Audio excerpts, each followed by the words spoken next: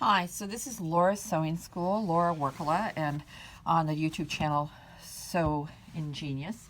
So I wanted to show you if we do need to make ties ourselves out of fabric, there are a couple ways we can do it. Now we need 32 inches for each side of the mask, so it's a lot of fabric. So I'm doing a 2-inch strip right here, and I've got a bias tape maker. I'm going to show you how to do it with a bias tape maker. This is like 2.5 millimeters. Anyway, 2.5 centimeters, which is an inch. So we can use this. I'm also going to show you how to do it if you don't have that, okay? So one thing that can help to put this through the bias tape maker is to make a point out of the end. So I'm just going to fold that in half and cut it so there's a point. I don't know if you can see that, if there's a good background to see that, okay? So I'm going to take this and slide this in here. And I can take like an old sewing machine needle. Sometimes I save a few of them. And I'm going to slide that in. There's a slot here, okay? And what I can do is I can fold this. Now this was a 2-inch strip. It might be better to do 1 3/4 inch. I haven't tried that yet. So that's another option because there's not much space in the middle here if we do this. Okay, what I'm going to do is I'm going to just take and spray. This is a misting bottle. I love these bottles. They're so nice. They always give a mist. You can get them. They're supposed to be for hairstylists, but this is a nice one. And you always get a mist. You never have to worry about it being too wet because you just want a little bit of moisture, not to do it till it's wet. So once I fed this through, you'll see that this goes in a U shape and it folds it over inside the jig and folds it like that, okay? So now I'm going to put that and I'm going to pull this and have the iron go just behind this, and of course the bottle's in the way, so I'll move that. I'm just going to keep going like this. Now of course this might go out of your viewing range. So I put 2 pins in. These are glass head pins, so they won't melt around the iron. If you don't have glass head pins, make sure you don't put the iron on them.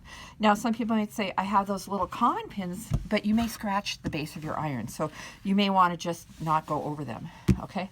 So I'm going to pull this over, make it a little closer to the iron.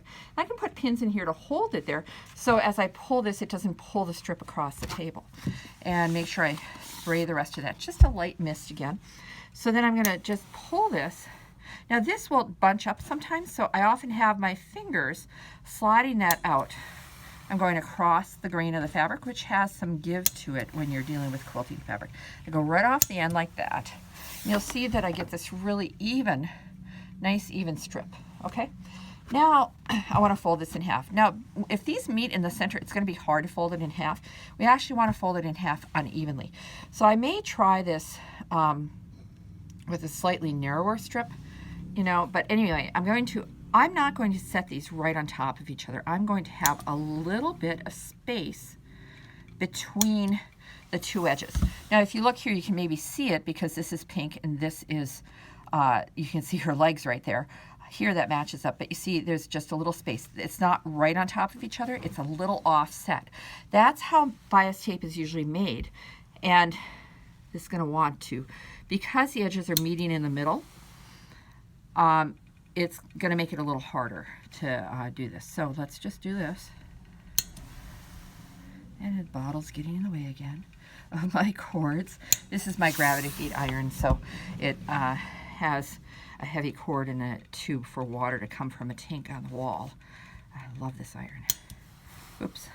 If you find it moving that way, you can slide your iron this way to move that over. And keep ahead of your iron if you press this burst of steam, because you could steam your fingers.